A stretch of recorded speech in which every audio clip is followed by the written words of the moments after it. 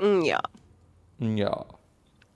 Prasidėjo, neprasidėjo, plauk, aš įsijungus, tą ten tai, aš įsijungus, gerai. Asarahe, ha, tehe, bet tu nehe, mes sehemi,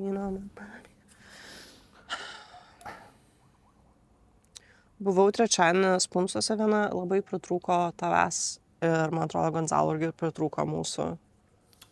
Nes buvo liūdnokas ir iš vien žiūrėjo tipo į stalą ir, žinai, ir tai buvo toksai vienišas ir manau, kad tavęs trūksta, tai if you could come back now, please. Daužta širdelė. Man irgi. Į trupinius. Kokia širdelė? Suskaitytas. Sutryptas, suminkytas. Gerai. Ui, pasitis, žiūrėk, koks didelis karaliukas. Gerai, važiuonasim? Ne, nevažiuonasim. Visada sako, kad nevažiuojam.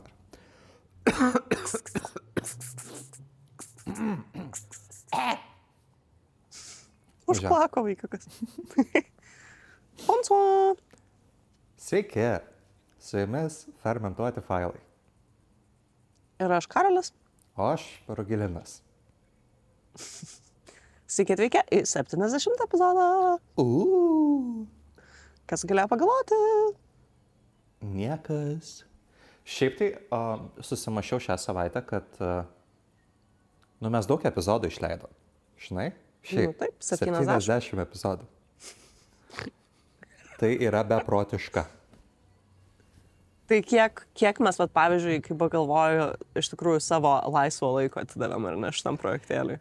Jeigu mes visą šitą laiką būtume dirbę bet kokį minimalų atlyginimą mokantį darbą, mes būtume... Bet mes pasirinkom meną, mes pasirinkom turinį. Mes pasirinkom savo sekėjus. Visus tris. Sekėjėlius. Jo. Tai nėra už ką. Bet pasistengit labiau tiesiog būti dėkingi. Tiesiog, jeigu galės man daryti geriau, tai darykit geriau. O jeigu negalit, tai pasistengit ir darykit geriau. Nes tik taip dalykai gyvenime įvyksta. Jei norėtumėt, tai galėtumėt. Tiek galiu pasakyti. O jeigu nenorėtumėt, tai galėtumėt pradėti norėti ir tada galėtumėt.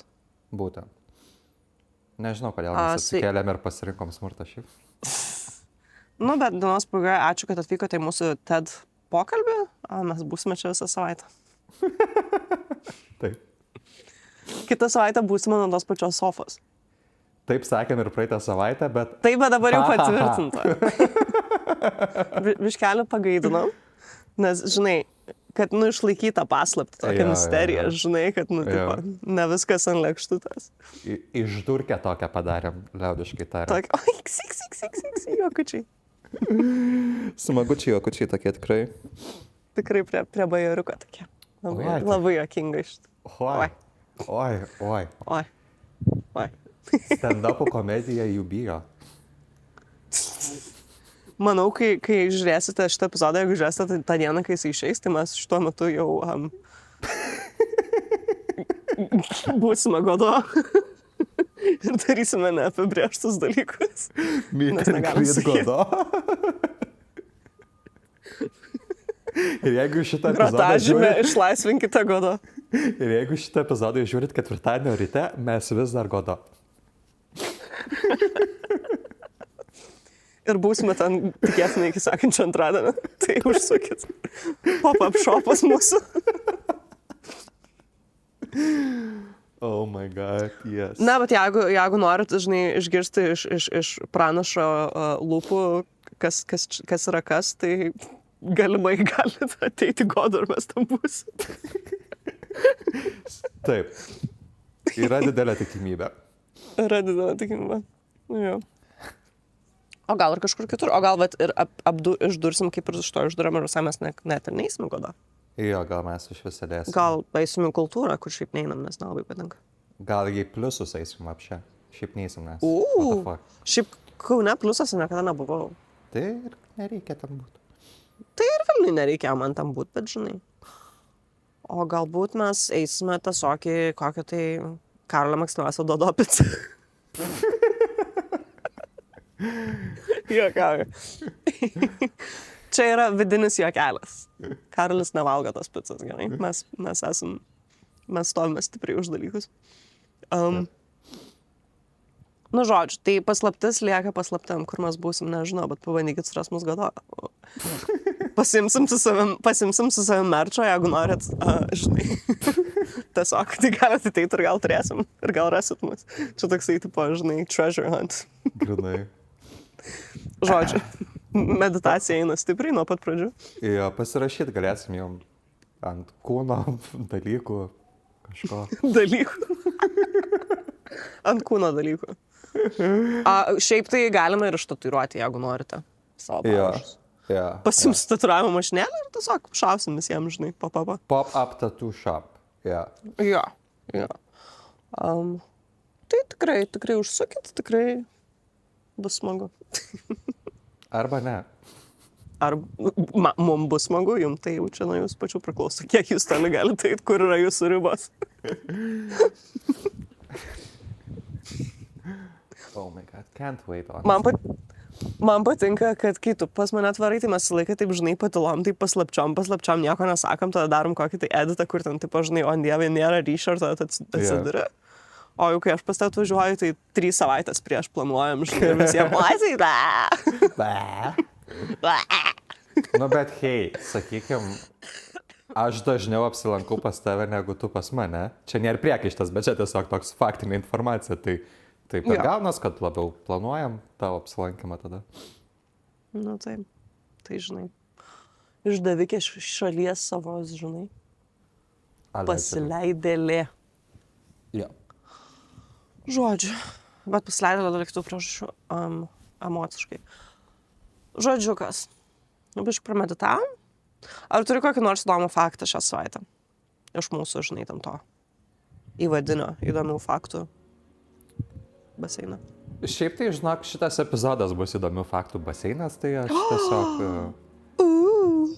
bus, kadangi vis tiek ypatingas 70-asis epizodas, mes laiks nuo laiko darom kažką ypatingo, tai šį kartą nebus kažkas labai ypatingo.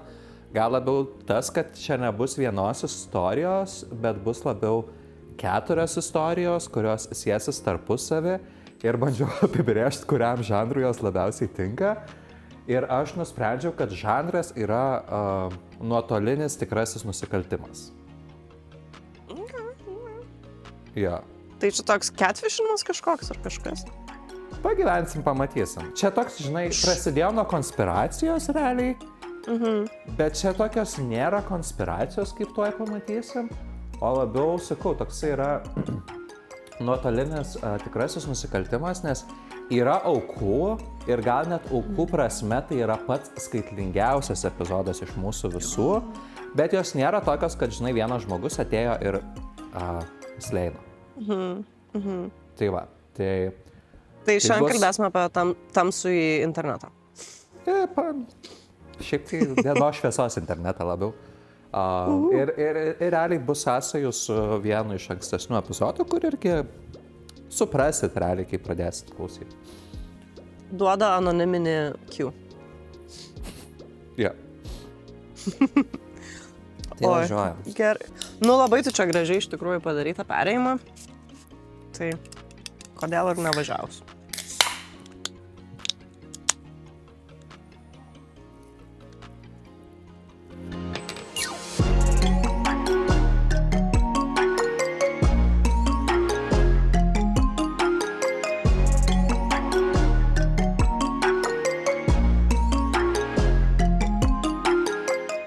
Nu tai ką?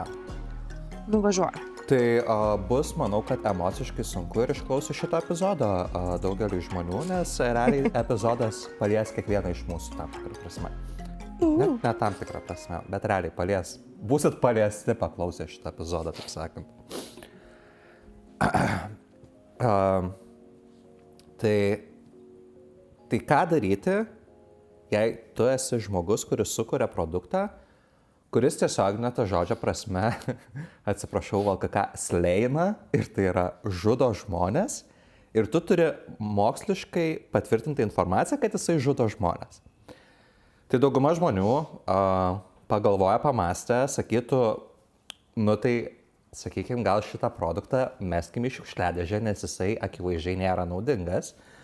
Nu, arba bent jau ten pasakytum žmonėm, kad, žinai, gal nenaudokit šito produkto, nes jisai nėra geras.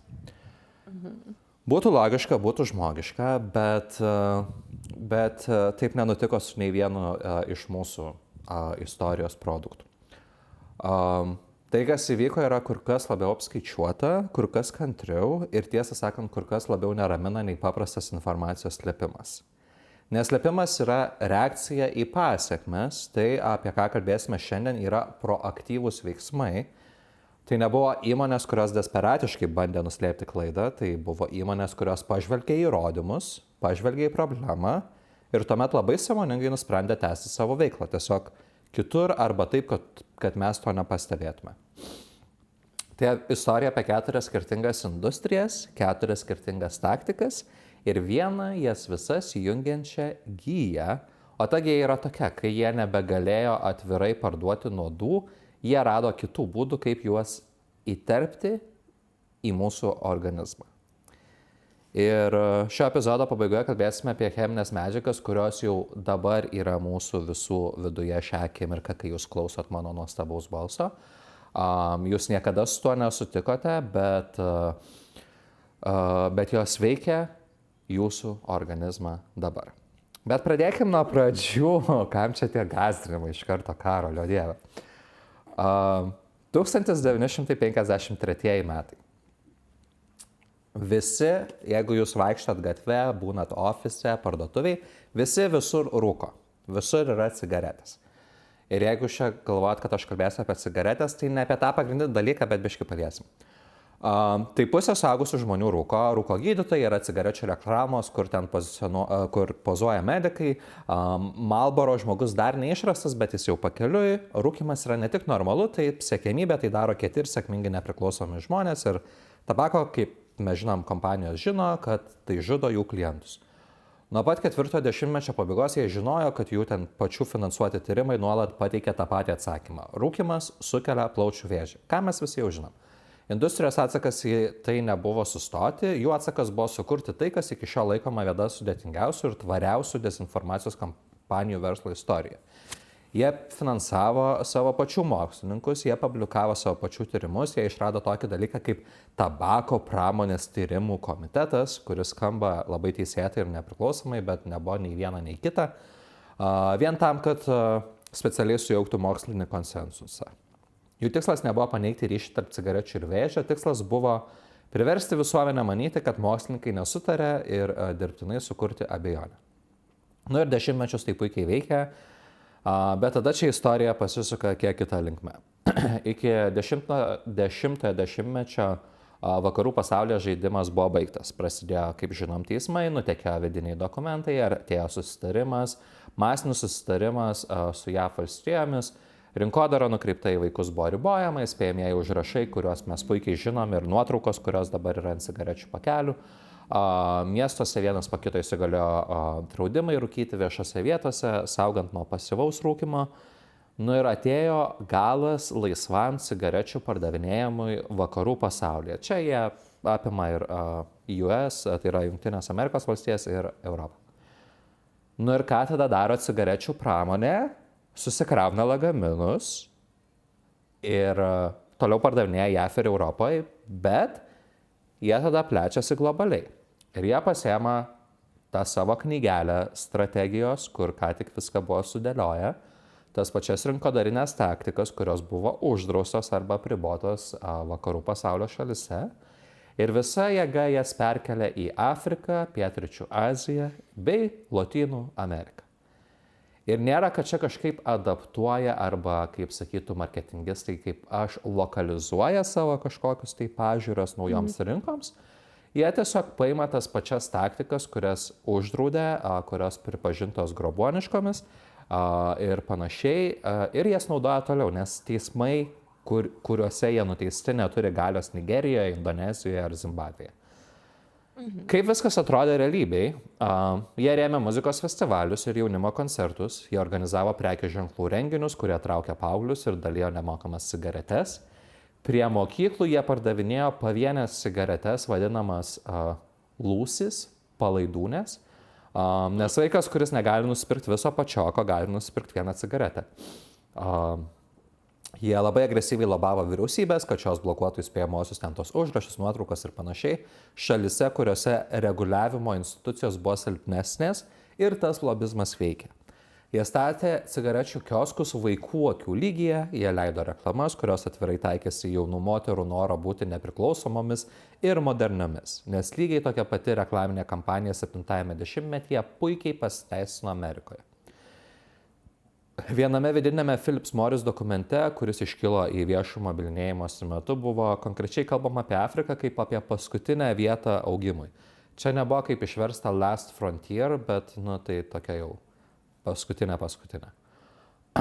Ir žiauriausia, čia net nėra rinkodara, bet laikas, tabako kampanijos suprato ir tai yra dokumentuota, kad tų šalių, į kurias jos taikėsi sveikatos apsaugos sistemos, nepajėgs susitvarkyti su vėžio epidemija, ta pati sveikatos priežiūros infrastruktūros spraga, dėl kurio šios šalis tapo pažeidžiamos rinkodarai, padarė jas nepajėgės susitvarkyti su pasekmėmis.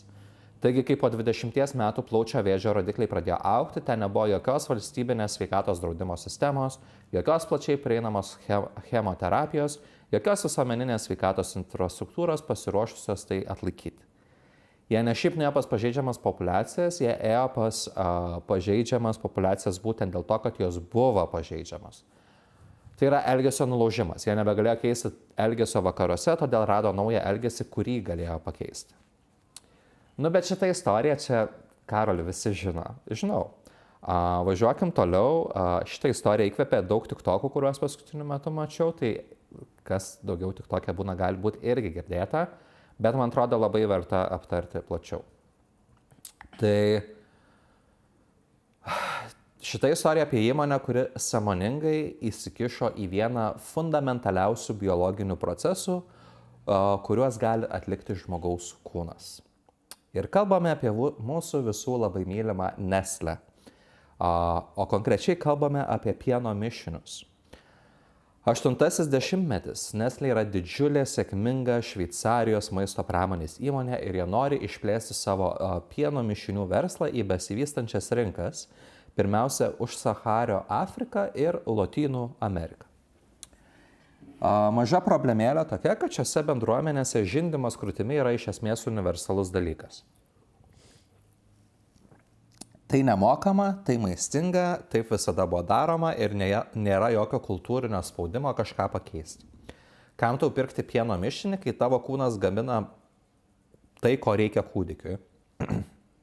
Taigi Nestlé turėjo sukurti kažkokią tai paklausą ir būdas, kuriuo jie tai padarė, yra išties viena žiauriausių marketingo strategijų. Vėlgi sleino, bet ne ta prasme. Jie pasamdė moteris, aprengė jas baltom uniformom, kurios buvo specialiai sukurtos taip, kad jos atrodytų kaip slaugytojas arba kažkokios tai medicinos profesionalės, pavadino jas pieno seserėmis arba motinystės darbuotojomis ir išsiuntė jas į gimdymo namus bei klinikas dalinti naujoms motinoms nemokamų pieno mišinių pavyzdžių. Viskas skamba žiauriai gerai. Nemokami pavyzdžiai, įmonės taip daro, visi mes mėgstam ten kokioj parduotuviai paragauti ten kažkokį tai kažką. Bet čia į sceną įžengė biologinė realybė, kurią Nestlé suprato ir kurią kliovėsi. Motinos pieno gamyba veikia pasiūlos ir paklausos principu.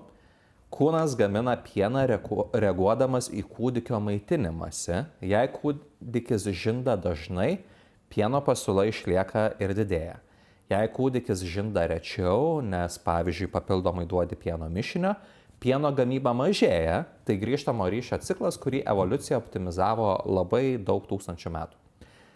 Nestlé davė toms motinoms lygiai tiek nemokamo pieno mišinio ir lygiai tokiam laikui, kad jų pieno pasiūla sumažėtų, o paskui ir visai dingtų. O tada nemokami pavyzdžiai baigėsi. Tuo momentu šios motinos mažas pajamas gaunančiose bendruomenėse šalise, kuriuose nėra socialinės apsaugos tinklo, pakliuvo į spastus. Jos nebegalėjo žindyti krūtimi, nes pieno nebebuvo, jų kūnai nustojo gaminti pieną, o jų kūdikiai buvo alkani. Todėl jos turėjo pirkti pieno mišinį ir daugelis jų neišgalėjo jo pirkti nuolatos. Todėl jos jį skiedė, jos tempė vieną pieno mišinio skardinę daugiau dienų nei buvo numatyta, maišydamos su mažiau miltelių nei nurodyta instrukcijose, naudodamos bet kokį prieinamą vandenį ir bendruomenėse, kurios neturėjo patikimos prieigos prie švaraus vandens, tai reiškia kūdikių pieno mišinio maišymą su užterštu vandeniu. Rezultatas buvo plačiai paplitęs mitybos nepakankamumas, viduriavimo lygos ir kūdikių mirtis. Tu kurį laiką nekalbėjai apie smurtą prieš vaikus, tai aš nusprendžiau, kad reikia pratęsti. Mes darom Benjaminą Buttoną, nes aš augau ir einu į paauglystę dabar jau savo komotu, iš vyresnių dabar einu atgal prie kūdikių. Ja. Tai UNICEF skaičiuoja, kad 8 ir 9 dešimtmečiuose nesaugus pieno mišinių naudojimas besivystančiose šalise prisidėjo prie maždaug 1,5 milijono kūdikių mirčių per metus. Čia ne iš viso, čia per metus. Per 2 dešimtmečius. Tai galit padaryti savo mergaičių matematiką ir suskaičiuoti, kiek milijonų buvo nužudyta. 30. Šiaip pamiršau skaičius jau. Jo. Visa tai tapo tarptautiniu skandalu. Nuo 1977 metų prasidėjo pasaulinis Nestlé produktų boikotas, kurį kai kurios grupės techniškai palaiko iki šiol. Pasaulio sveikatos organizacija sukūrė tarptautinį motinos pieno pakaitalų rinkodaros kodeksą 1981 metais. Ir tai iš esmės pasaulinių taisyklių rinkinys, sakantis, kad negalima reklamuoti pieno mišinių ligoninėse, negalima rengti prekybos atstovų kaip sveikatos priežiūros darbuotojų, negalima dalinti nemokamų pavyzdžių naujoms motinoms. Nestlé, kad ir kiek tai guostų, kelis dešimtmečius po šio kodekso priėmimo buvo nekartą kaltinama jo pažeidimais įvairiose šalise. Dar 23 metais atlikti tyrimai atskleidė, kad Nestlé žemesnių pajamų šalise prekiavo kūdikių pieno mišiniais būdais, kurie prieštaravo Pasaulio sveikatos organizacijos gairiams. Pridedant, pavyzdžiui, saldiklių į mišinių produktus, parduodamus skurdesnėse rinkose, kurių nebuvo tose pačiose produktuose, parduodamose turtingesnėse šalise. Ta pati kompanija, tas pats produktas, skirtingos taisyklės, priklausomai nuo to, kas perka.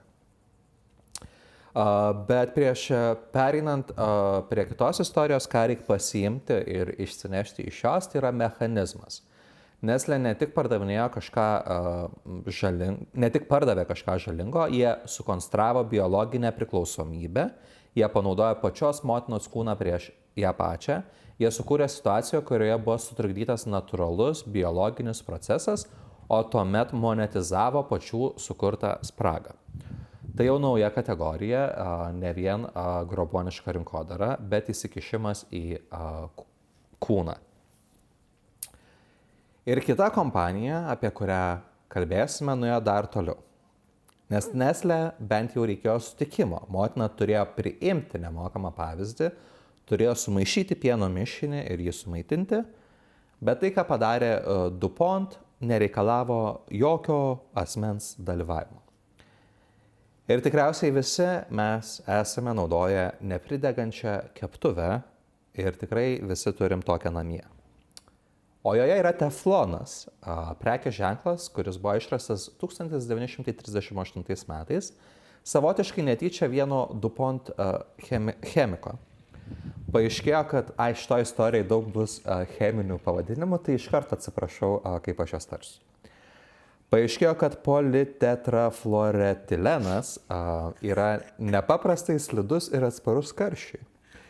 Nepridegantis virtuvės indai tapo vienu didžiausių 20-ojo amžiaus vartotojų produktų sėkmės pavyzdžių.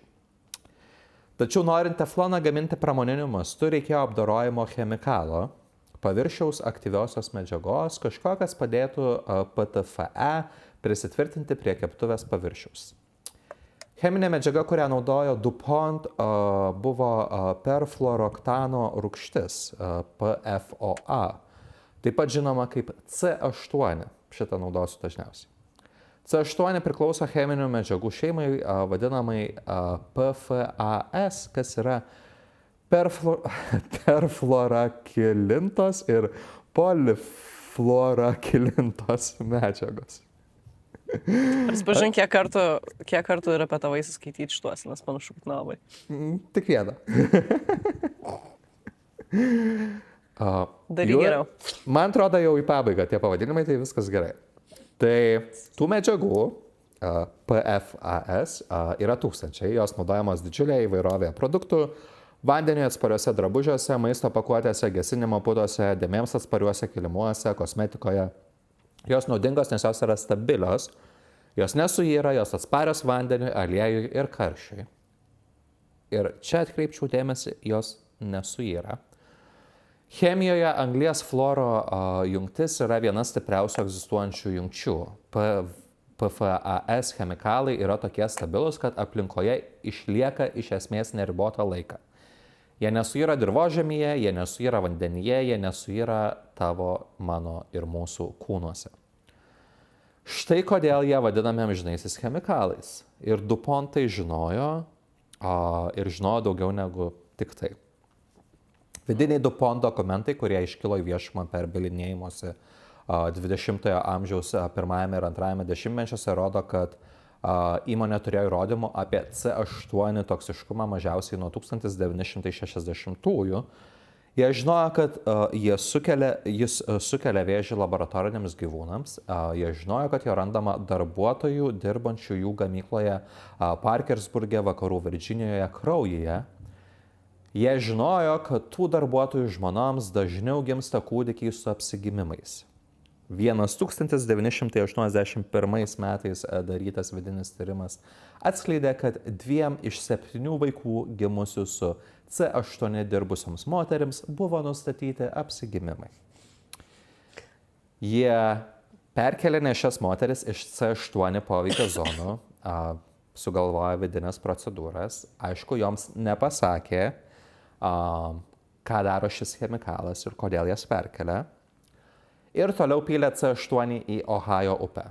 Tiesiog dešimtmečiais pylė į upę. Nes buvo pigiau negu ten kažkaip utilizuoti, kažką daryti, o dieve. Ir taip pat jie turėjo teisinę kontrolę stebėsenos organų, kuri turėjo juos pagauti, kad jie leidžia teršalus į upę. Tai jie realiai visą ciklą buvo paėmę į savo rankas. Parkersburgo miestas vakarų Virdžinijoje ir jo apylinkės tapo viena labiausiai užterštų vietų Jungtinėse valstijose. Vietinis advokatas vardu Robas Bilotas ir jo istorija tapo filmu Tamsus vandenis, praleido dešimtmečius kovodamas su DuPont teisme, kol galiausiai per tyrimą gavo prieigą prie jų vidinių dokumentų ir sukonstravo bylą, kuri pasibaigė istoriniu susitarimu. Bet štai kur slypi amžinųjų chemikalų esmė. Galima sustabdyti jų pilimą, galima sumokėti kompensaciją, galima palaipsniui atsisakyti C8, ką DuPont galiausiai ir padarė 2013 metais dėl reguliavimo institucijų spaudimo, bet jie niekur nedingsta. PFAS chemikalai dabar yra užteršę geriamojo vandens sistemas visose Jungtinėse valstijose, Europoje ir už jos ribų. Jų yra dirvožemyje aplink karinės bazes, kuriose buvo naudojamos gesinimo putos. Jų yra žemės ūkio paskirties žemėje, kur PFAS užterštas dumblas buvo naudojamas kaip trąša. Jų yra lietaus vandenyje. Ir čia aš sakau tą tiesioginę prasme.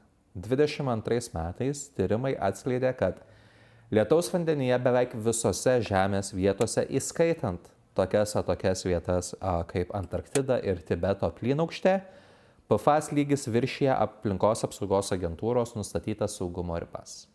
Lietaus vanduo visur žemėje viršija saugias ribas. Ir kadangi šios cheminės medžiagos bioakumuliuojasi, tai reiškia, kad jos kaupiasi biologiniuose audiniuose, o ne pasišalina, tai jos yra maisto grandinėje. Jų yra žuvise, jų yra mėsoje gyvūnų, kurie gėrė užterštą vandenį, jų yra daržovėse užaugintose užterštame dirvožemyje. Žmogaus kraujo mėginių tyrimai rodo, kad PFAS randama maždaug 99% amerikiečių kraujo. Panašus skaičiai yra ir Europoje bei kitose išsivyščiusiose šalise. Ir tai beveik universalus reiškinys. Beveik nebejotina, kad būtent dabar mūsų visų kraujai yra PFAS, nors mes kaip ir neprašėm ir nenorėjom, bet jis jau ten. Ir poveikis sveikatai nėra kažkoks jau ten visiškai menkas. Tyrimai sieja PFAS poveikį su inkstų vėžiu, sėklidžių vėžiu, skydliaukės ligomis, imuninės sistemos slopinimu, padidėjusiu cholesteroliu, nėštumo komplikacijomis ir prie ko mes labiausiai artėjame ir kas mus nunešia į kitą istoriją, hormonų sistemos sutrikdymais. DuPont žinojo apie toksiškumą ir tai nuslėpė. Jie toliau gamino, jie toliau teršė, jie pakeitė įmonės pavadinimą. 2015 metais DuPont atskyrė savo chemijos padalinį į įmonę pavadinimu Chemours, kaip tik prieš prasidedant didesniems PFAS teismo procesams. O chemikalai liko vandenyje, dirvožemyje, tavo, mano, mūsų visų kraujyje. Elgesio nulaužimas buvo tikslingas, kai užsidarė senos rinkos, jie persikėlė į naujas. Biologinis užgrobimas buvo žiaurus, bet jam jau reikėjo vektoriaus, įmonės duodančios motinai pieno mišinį, motinos jį priimančios. Amžinajam chemikalui nereikėjo nieko panašaus, jam reikėjo tiesiog egzistuoti, būti pigiam pagaminti ir legaliam išmesti, o tada jis pateko į kiekvieną žmogų žemėje. Tačiau net ir amžinasis chemikalas mūsų visų kraujyje nėra paskutinis šios istorijos skyrius. Nes bent jau C8 tai buvo šalutinis produktas. Tai buvo apdorojimo chemikalas, o ne pagrindinis produktas. DuPont nebandė, sakykime, jo įdėti mums visiems į kūnus, tai buvo, sakykime, tokia šalutinė žala dėl abejingumo ir godumo. Paskutinė istorija šiek tiek skiriasi, nes cheminė medžiaga, kuri atsidūrė šios istorijos centre, nėra šalutinis produktas. Ji yra pačiame produkte, kurį mes kiekvienas perkame, produkte, kurį mes parsinešame į namus, produkte, kuriame mes laikome maistą, iš kurio pagaminti vaikų žaislai, iš kurio pagaminta net ir jūsų dušo užuolaida. Ir tos cheminės medžiagos daro kažką labai specifinio mūsų kūnui. Ir jau turbūt galėjot suprasti, kad pakalbėsime apie plastiką. Ir čia yra sąsaja su šiek tiek rūšiavimo epizodu, kad ir kuris tai buvo. Bet šiaip nėra, nes šitą epizodą įkvėpė filmas, apie kurį irgi pakalbėsiu. Šį epizodą ir žodžiu. Aš nekalbėsiu apie vėžliukus, ten vandenynus, šiaudelius, mes žinom visus šitus dalykus. Aš noriu pakalbėti apie plastiką kaip biologinę problemą, kaip apie kažką, kas vyksta mūsų viduje, ne vėžliukų nosytėse. Tai trumpa chemijos pamokėlė, nes vis tiek čia šitas toks edukacinis epizodas, kaip Karolis mėgsta. Kai gamintojai gamina minkštą, lankstų plastiką, pavyzdžiui, kuris naudojamas maisto pakuotėse, maistinėse plėvelėse, vinilinėse grindise, dušo užuolaidose, vaikų žaisluose, jiems reikia pridėti plastifikatorių, cheminių medžiagų, kurios standų polimerą paverčia lanksčiu. Plačiausiai naudojami plastifikatoriai, yra grupė vadinama ftalatais. Kai jie gamina kietą ir skaidrų plastiką, pavyzdžiui, vandens butelius, maisto indelius, konservuotų produktų skardinių vidaus dangas, nes jei nežinojot, skardinės viduje turi plastiko dangas, dažnai naudoja junginį vadinamą bisfenolių A, BPA. Arba kai apie BPA pradėta rašyti neigiamai jo cheminius pusbrolius BPS, BPF ir kitus. Ir ftalatai, ir bisfenoliai priklauso kategorijai vadinamai endokrininę sistemą ardančiamis medžiagomis, EDC. Mūsų endokrininė sistema yra mūsų hormonų sistema. Hormonai – tai cheminiai signalai, kuriuos siunčia kūnas, kad reguliuotų beveik viską. Metabolizmą, miegą, nuotaiką, augimą, 6-7, imuninę funkciją. Aš vairavau. Ir kas kritiškai svarbu – reprodukcija.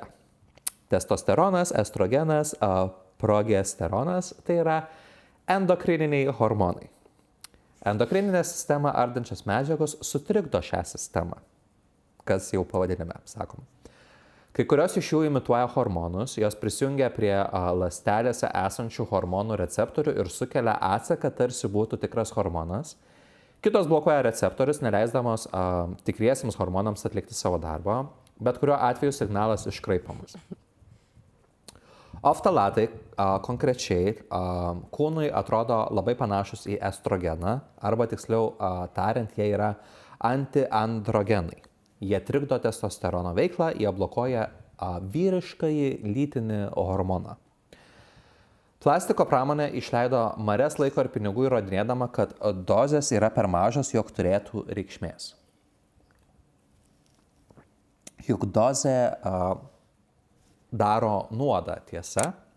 Ir taip didelėmis dozėmis laboratorinėse sąlygose šie chemikalai sukelia stiprius hormoninius sutrikimus. Tačiau realiame pasaulyje poveikis yra nedidelis ir lėtinis. Truputis iš sumuštinio plastiko plėvelės, truputis iš vandens buteliuko, truputis iš tavo vaiko kramtomo žaislo. Ir industrija ilgą laiką tvirtino, kad tai neturi jokios reikšmės. Problema ta, kad endokrininės sistemos ardymas veikia šiek tiek kitaip. Hormonų sistema nėra sukurta apdoroti didelės vienkartinės dozes.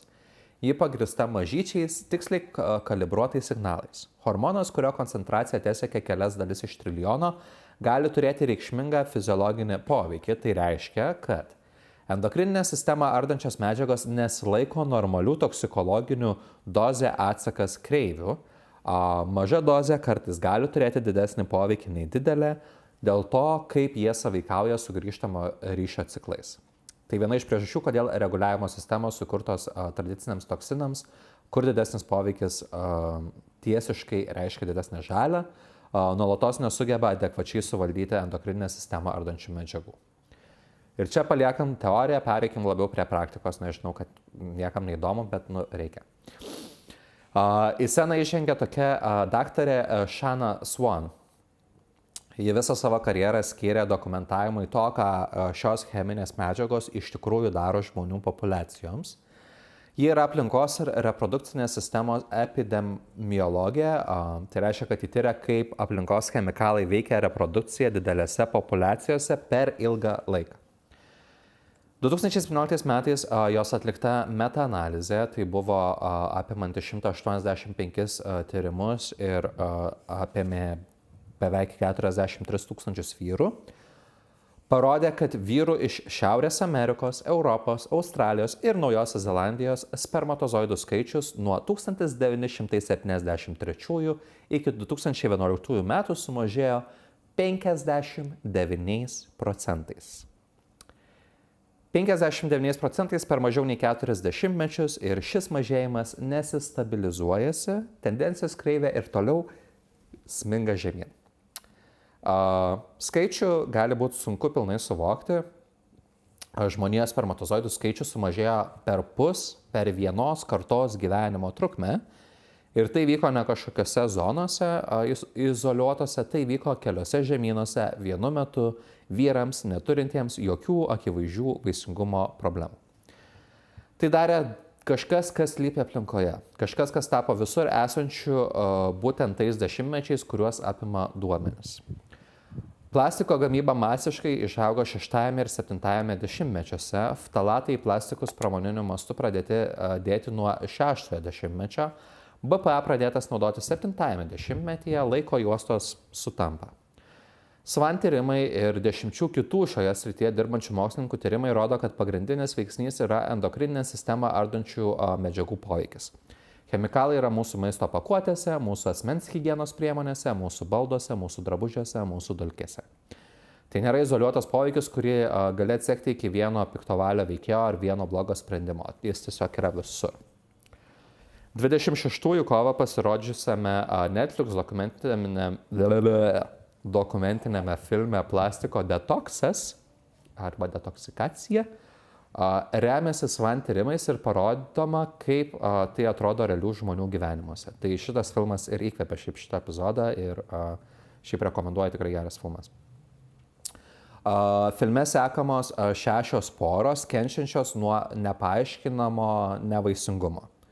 Tai reiškia, kad nei vienam iš partnerių nėra nustatyta jokia diagnozė, kuri tiesiogiai neleistų jiems pastoti. Per kelių mėnesių eksperimentą, kurio metu jie sistemingai mažina plastiko poveikį savo aplinkoje. Plastikinius maisto indelius jie pakeičia stikliniais ir nerūdijančio plieno indais, jie nustoja šildyti maisto mikrobangų krosnelėje plastikiniuose induose, jie pereina prie natūralaus pluošto drabužių, pakeičia savo asmens higienos priemonės, vengia konservuotų produktų, filtruoja vandenį, paprasti dalykai reikalaujantis šiek tiek pastangų ir dėmesio, bet nieko kažko radikalaus, nors biški ir radikalaus. O tuo metu daktarė Swan su savo komanda matuoja jų skirtingus rodiklius, tiek tų cheminių medžiagų kiekį organizme, tiek ir hormonų lygius bei reprodukcinius rodiklius. Rezultatai yra tokie, kokių ir tikėtumėmės, bet tokie, apie kuriuos plastiko pramonė norėtų, kad nežinotume. Kelioms poroms detokso metu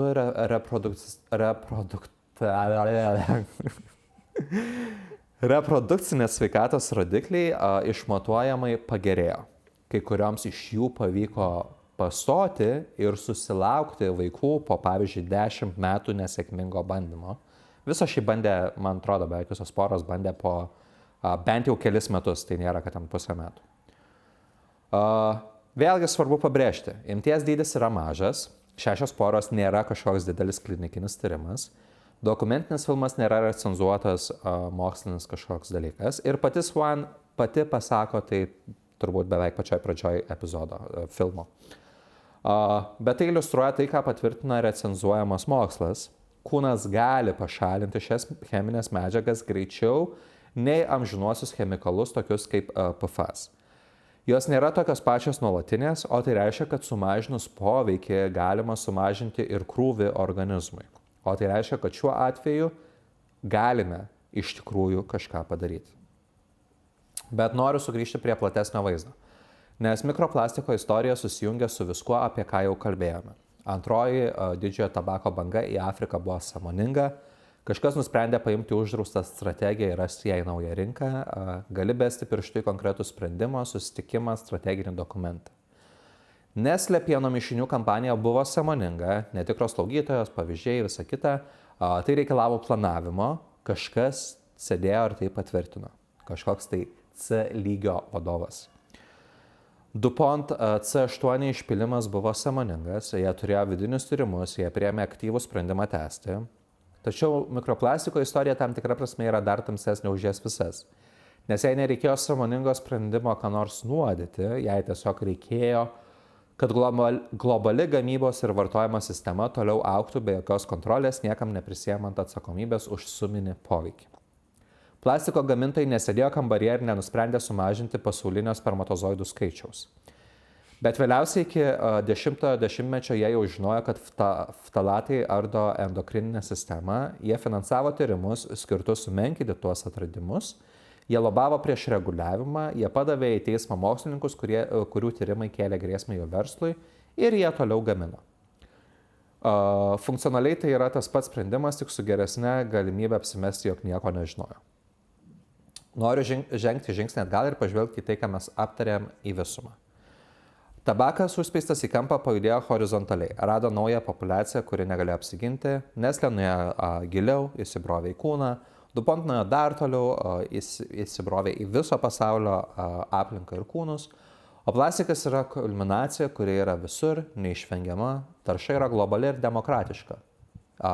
Jo yra ir turtingųjų, ir vargšų, ir jaunų, ir senų, aplinka besirūpinančių ir visiškai abejingų kraujyje, jo randama virkštelės kraujyje, jo aptikta žmogaus placentoje, jo aptikta ir žmonių bei kitų žinduolių sėklidėse, specifiškai įkaupia reprodukciniai organai. Čia yra gija, kuri tęsiasi nuo tikslingos tabako kampanijos iki išmatuojamo visos rūšies reprodukcinio pajėgumo nuosmukio. Tai ne koks nors vienas dramatiškas sąmokslas, tai daugybė smulkesnių sprendimų daromų ilgą laiką galybės skirtingų kompanijų ir visi veda viena linkme.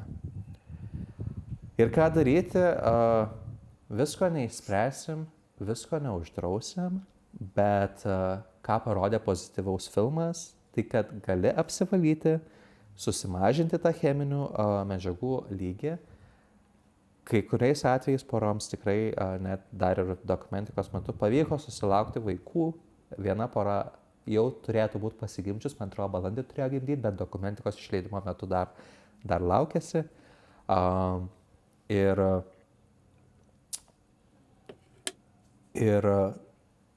svarbiausia žinoti formą, žinoti, kad visa tai nebuvo atsitiktinumas, žinoti ryšį nuo tabako prie kūdikių, pieno mišinio prie teflono ir galiausiai prie mikroplastiko mūsų kraujyje. Ir šito ryšio žinojimas yra šis tas.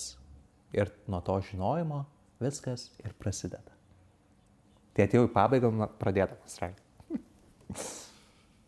Ačiū, aš pailsinu savo bylą, nes šiaip atsibodo pačiam. Labai patiko, buvau pasiilgus edukacinių epizodų.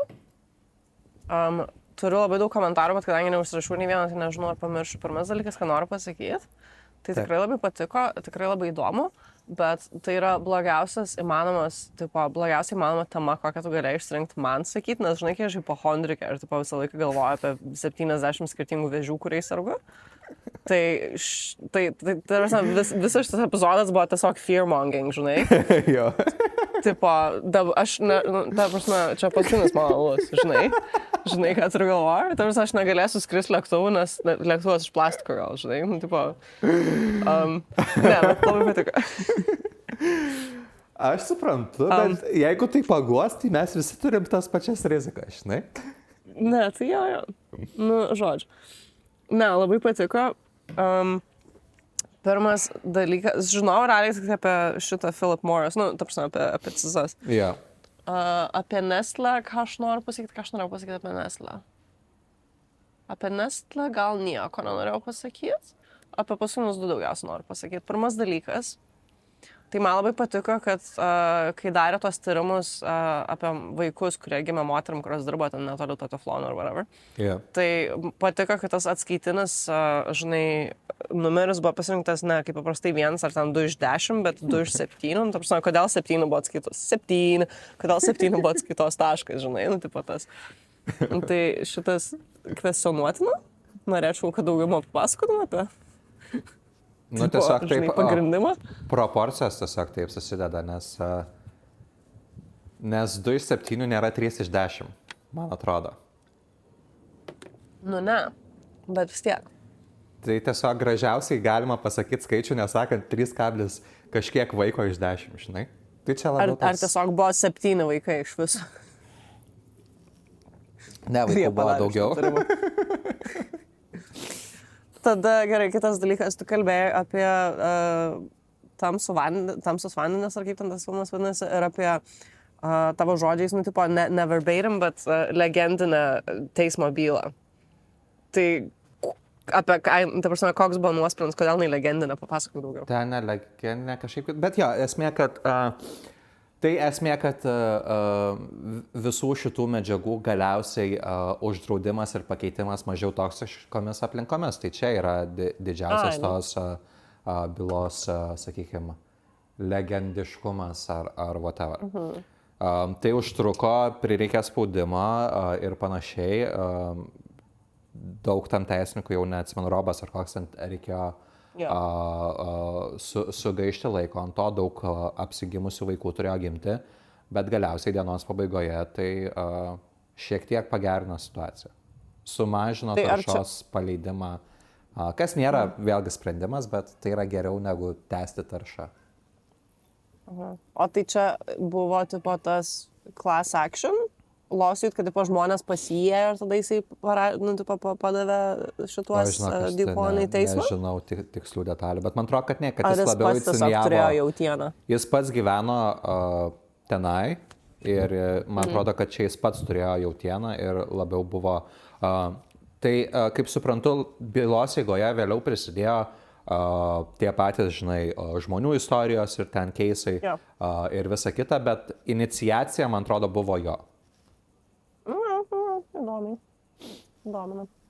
Tada taip pat norėčiau tavęs dar kartą paklausti, koks pilnas pavadinimas cheminis to žalingo nesuirstančio. Ne, tai nepakartojama.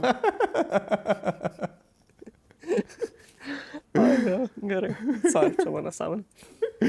Ne, čia buvo geras, bet aš net nežinau skripte, ar galiu rasti greitai šitą vietą. Čia pala iš teflono tas, kur buvo, ar ne? Jo. Pasar. Aha, ftalatai. Čia pala, čia mes dar ne to istorijoje. Bioakumuliuojasi.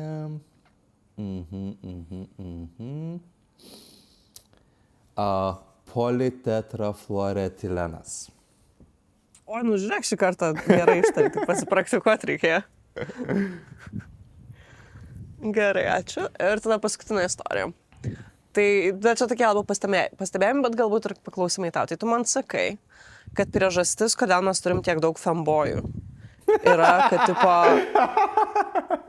kad mes, ta prasme, turim tą visą, žinai, energetinių gėrimų kultūrą.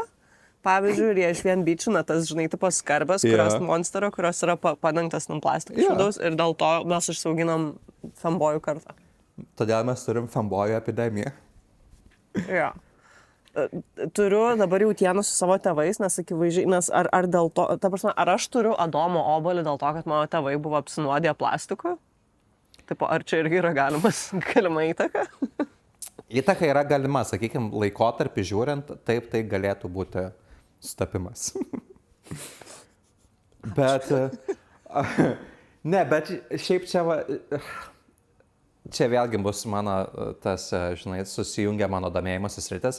Lietuvoje dabar prieš įskrendant dronams labai nemažai buvo diskusijų apie ten, žinai, demografinę krizę. Ir demografinė krizė vyksta visame pasaulyje, mes tai puikiai žinom.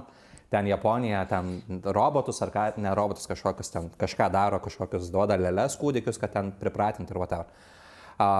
Ir tai yra problema ir ten visi kalba, žinai, nu tai čia reikia daugiau išmokų, čia reikia duoti būstų, čia reikia dar kažką.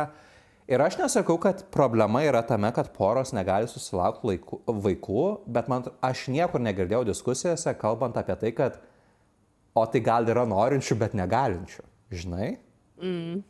Gal, nesakau, kad čia yra pagrindinė priežastis, kodėl žmonės susilaukia mažiau vaikų, bet kažkokį procentą, kad ir vieną tai sudaro, ar ten iki vieno, whatever.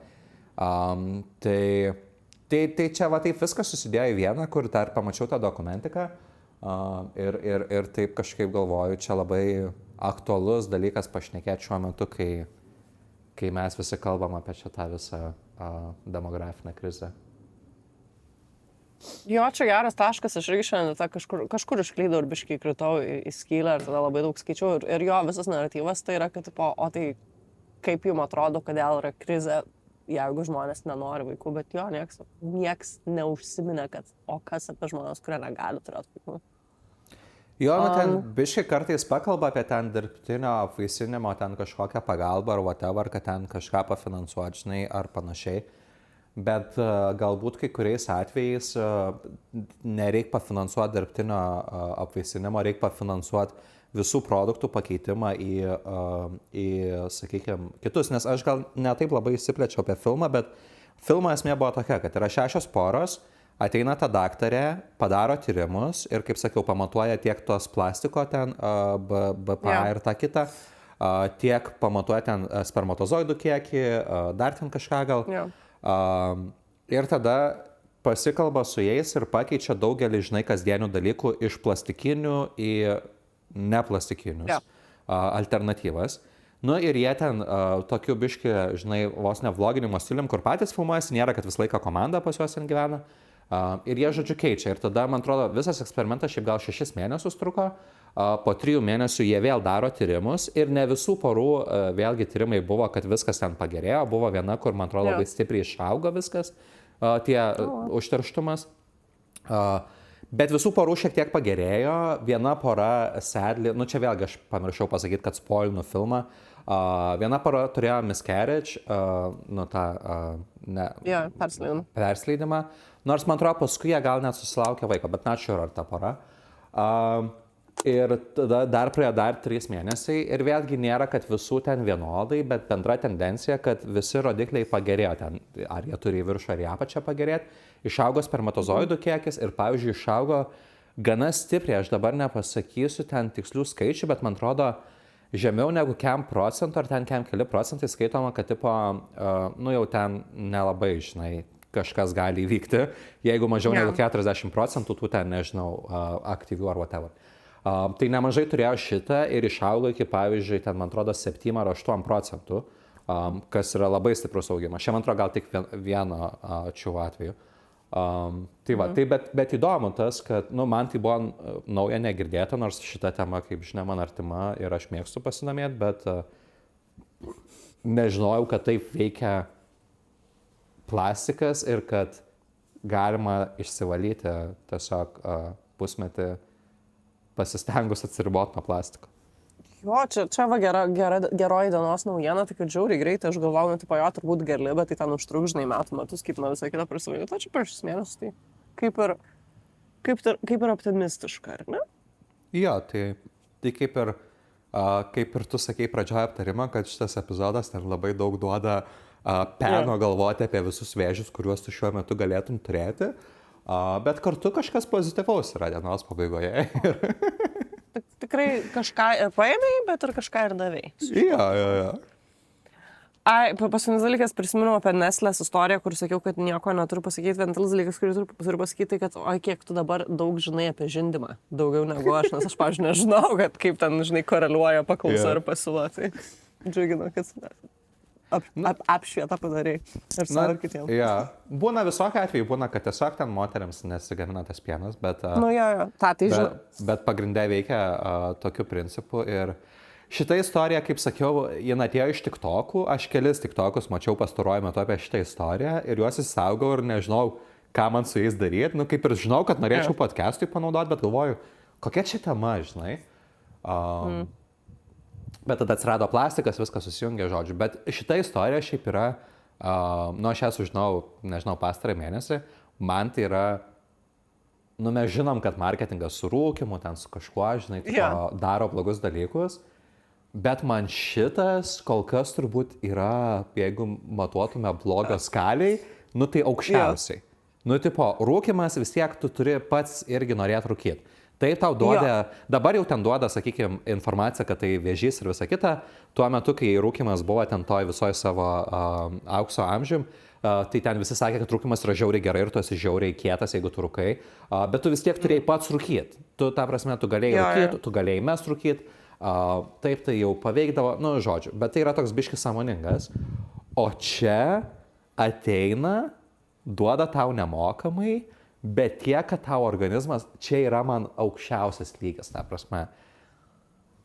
Tas ir dar pridėjo, kad, tam tikrą prasme, emociškai pažeidžiamom moterim, žinai, nes, hormonai ir taip sukelia, ir, ta prasme, po to gal ir norim maitinti krūtim, bet vachuja, nes kurva nemiegi, nes vaikas iš vien klykia ir sako, gal, gerai, įpisiu šitą mišinuką, žinai, ir tai čia važoskai, jo. Čia tokį jau duoda, čia jau net išprotėjusiuose vyruose gal taip nesugalvotų. Jo.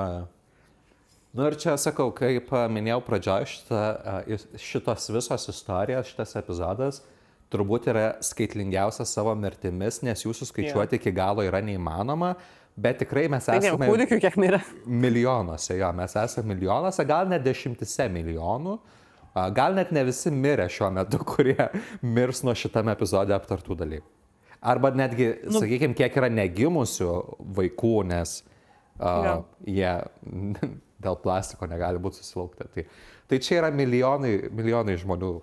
Bet tai mes jau esame milijonus su tais kūdikiais, kur pusantro milo kas metus 20 metų. Tai ten vien 30 milijonų, plus dar visi kiti milijonai, mes čia jau tikrai net gal šimtuose milijonų. Tikrai, laisvai. Jo. Tai nežinau. Ačiū tau už šitą skaitlingą epizodą. Šitą mass murder. Nu tikrai sleino visos istorijos. Tikrai paskerda ir smagiausia, kad net nėra, žinai, tas tikrasis nusikaltimas, bet tu tiesiog taip tyliai pristatei mums skaitlingiausią tikrai nusikaltimą. Kaip sakiau, toksai dalykais. Nuotolinis tikrasis nusikaltimas, žinai. Toks. Niekas su rankyčiu nesusitepė, bet daug nusikaltimo. Jo. Tikrai patiko, labai ačiū. Nežinau, ką daugiau pakomentuoti, nelabai gal turiu.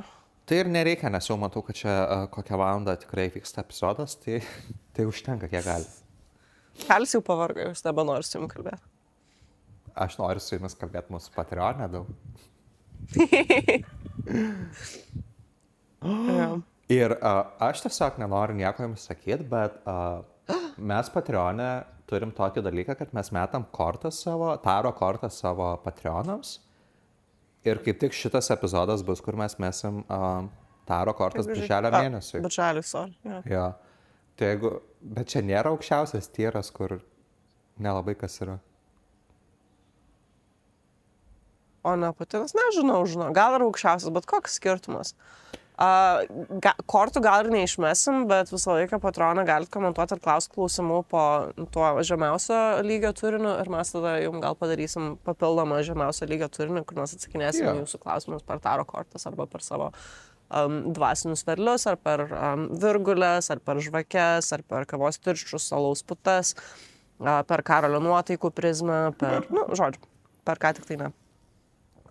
Taip, tai jeigu norit sužinoti savo ateitį, atsakyti savo klausimus ir panašiai, tai tiesiog prisijunkite mūsų Patreoną. Dienos pabaigoje mes visi tik tai mergaitės, žinai? Jo. Jūs tik mergaitės, aš tik mergaitė, jis irgi tik mergaitė. Aš tik mergaitė. Bet po dienos pabaigos 2 minutės prieš miegą mes turim padėkoti savo Patreonams, kurie jau yra mūsų Patreonai. Tai būtų Reinaldas. Evelina. Beatričė. Aušra. Kamilė. Ir viskas. Tai ačiū komentarų jums. Praėjusią savaitę nebuvo, tai nedėkosim niekam. Jo. Akivaizdžiai Marius nematė savo bifo. Pala bifas išėjo tik tai dar prieš 2 dienas. Jo, bet paprastai iš karto komentuoju. Ne, šitame epizode mes nekalbam apie jį. Okay. Nes nekomentavo nieko, tai nėra ką kalbėti. Mes gražinam energiją, kurią mes gaunam. O kadangi dabar energijos nėra, tai mes ir negražinam jos. O jeigu iškirpsim šitą vietą. Jo, jeigu pakomentavo, kaip epizodai išeina, tai vom, kaip sakoma, mūsų industrijai. Ne, čia kai kirpsi, žinai, priklausomai nuo to, kokia yra situacija, arba mylim, arba nekalbam. Apie mirusius gerai arba nieko. Ten biškai per žiauriai išsireiškiu, nemeluosiu, galvojau, gal iškirpt kėdės. Ne, labai gerai. Tegu visi žino, kas vyksta. Gerai, ką mes dar turim padaryti? Ką tu kalbėsi kitame epizode? Ką aš kalbėsiu kitame epizode? Tai bus tikrasis nusikaltimas? Ar jau nori kažko kito? Nežinau, ką tu pasakysi, aš ir darysiu. Gerai, tai bus tikrasis nusikaltimas. Ir tikrasis nusikaltimas bus Ispanijoje, kadangi vis tiek, kaip žinom, šiuo metu Rugilė reziduoja Ispanijai priklausančiose salose. Tai ne iš salų, bet iš žemyninės Ispanijos istorija. Apie serijinį žudiką, kuris pasinaudojo dalykų, kuris Ispanijoje labai mėgiamas, ten visi tai daro ir populiarus. Tai jisai žudė, vėlgi, sakykime, bus tęsinys tokiu nuotoliniu būdu, tam tikrą prasme, bet jisai organizavo loterijas, kurių prizai tiesiog ne to žodžio prasme žudydavo, skersdavo. O kaip viskas veikė, tai buvo didelės loterijos, bet kiek buvo aukų, kaip viskas veikė, koks buvo mechanizmas, viską sužinosit įsijungę kitą epizodą. Aš taip pat laukiu labai sužinoti šitą informaciją. Aš irgi. Kada ateis momentas, kai mes tiesiog įkišim kokią nors istoriją, vat, kad ir realus nusikaltimą, kur bus visiškai, tipo, žinai, sufabrikuota, bet mes ją tiesiog prakišim kaip tikrą ir ar kas nors žinos. Ar kas nors mus pagaus. Ar reikėtų kitą tikrai savaitę, tokio? ar tai bus po pusmečio? Kaip sakėm pradžioj, mes mėgstam paslaptį. Tikrai reikėtų prastumti netikrą istoriją kaip tikrą Yeah. ir pasakyti ten visiškai, žinai, kur jau sakom, pabaigoje literaliai atsisveikinimo žodžius, ten cheers ir tada jau Jo. garsėja takelis ir tada pasakom, visa šitą istoriją buvo kaip vaistų ar ten lošimų reklama. Taip, Visa taip, šitą taip, istoriją buvo taip. išgalvota ir yra ten netikra. Ten ilgesnis koks nors tekstas, kurio nesugalvoti greitai. Yeah. We should do that. Tai, žodžiu, visą laiką prisiminkit, kad viską, kas jums yra sakoma, ne tik mūsų apskritai gyvenime, reikia priimti su žiupsneliu druskos. Taip. Pamiršau žodį. Bet taip, galvokit, ką klausot. Nepriimkit visko už gryną pinigą. Naudokit savo galvas. Jei jas turit. Mes. Šiaip ar mes esame žmonės, kurie turi sakyti kitiems žmonėms, naudokit savo galvas. Nelabai. Gerai, aš turiu šiaip reikalų, man šiuo metu reikia labai greitai eiti kai kur tai. Tai ačiū tau visiems, ačiū, visi gaunat, ačiū po savo kėdę, jeigu pasitikrinsit dabar. Ir iki kito karto, cheers, bye. Bye.